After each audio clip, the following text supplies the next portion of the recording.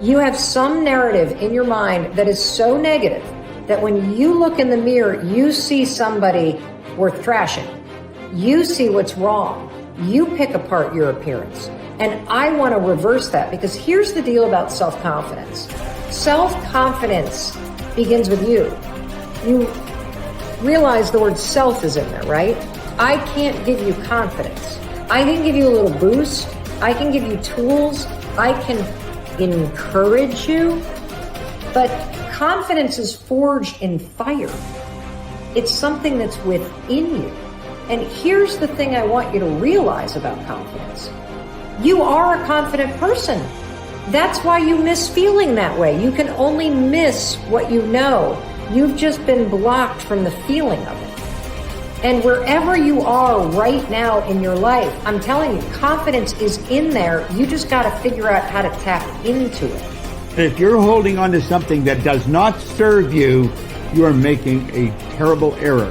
It's going to cause all kinds of problems. You may blame other people or other things. You may blame the situation. It's you are the cause of the problem. The man that told me to pick up this book and read it, Ray Stanford, he had a saying. He used to say to me, Bob, you're the only problem you'll ever have, and you're the only solution. I think it might have taken me 5 years to understand it. But I do understand it. And you know something? I am the only problem I'll ever have, and I am the only solution. Don't hold on to anything that is not serving you. Reject it. You know the beautiful part about having an inductive reasoning factor? That's the part that chooses thoughts. You can accept or reject. The beautiful part of your mind, you can accept or reject anything that comes into your world. Accept or reject it. It's a choice. Don't hold on to anything that is not serving you. If we play the victim role, then we are using our personal power to be helpless. If we decide to accept responsibility, then we don't waste time blaming somebody or something out there. Some people feel guilty for creating illness or poverty or problems. They choose to interpret responsibility as guilt. And some members of the media like to refer to it as New Age guilt. These people often feel guilty because they believe that they have failed in some way. However, they usually accept everything as a guilt trip in one way or another, because it's another way to make themselves wrong. And that is not what I'm talking about. If we can use our problems and illnesses as opportunities to think about how we can change our lives, we have power. Here's something I want you to keep in mind. Life is a fight for territory. And once you stop fighting for what you want, what you don't want will automatically take over. In the past, if you look at it, people have perceived themselves as victims of everything around them, victims of circumstances.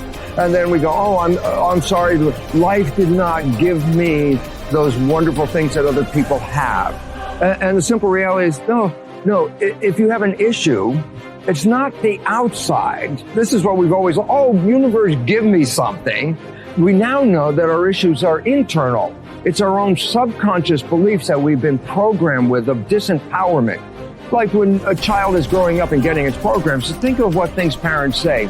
Oh, you don't deserve this. Who do you think you are? I mean, the parents didn't mean that for your whole life. They were trying to, goad you, needle you to make a change. So they would say these things.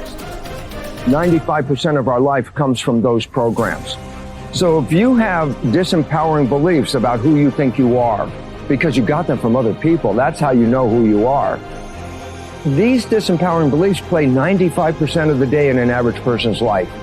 So I say, my wishes and desires, I want success, I want great relationships, I want all these wonderful things, I want health.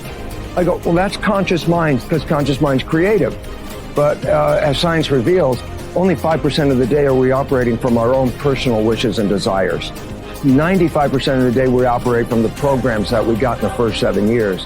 And if those programs, which psychologists have told us 70% are negative and disempowering and self-sabotaging, I say, good, apply these 95% of the day in your life. And you realize why your life is a struggle. It's not a struggle because the universe is not providing. It's a struggle because your own consciousness is not accepting. And this is where we have to change. And so getting control of your mind, taking charge of your consciousness is a way of overcoming those limitations. There are many different ways to take this control back in your life. And one of them is the ability to, like in yoga, for example, to be the master of your mind and not let it run the monkey mind. Let it run. No, I want this. Don't let this other one go. And so overcoming the old self allows us to become somebody else. And there is that period of transition. Yeah. I call it the void, where there's just not a lot happening. And you just got to be able to keep going and continuously get to the end of your belief, where most people stop. I just had a fabulous conversation with someone this weekend.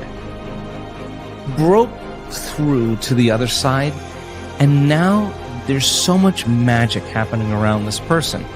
But she's worthy now to receive it. And that is the key, because the universe only gives us what we think we're worthy of receiving. So we got to become initiated into this and understand it.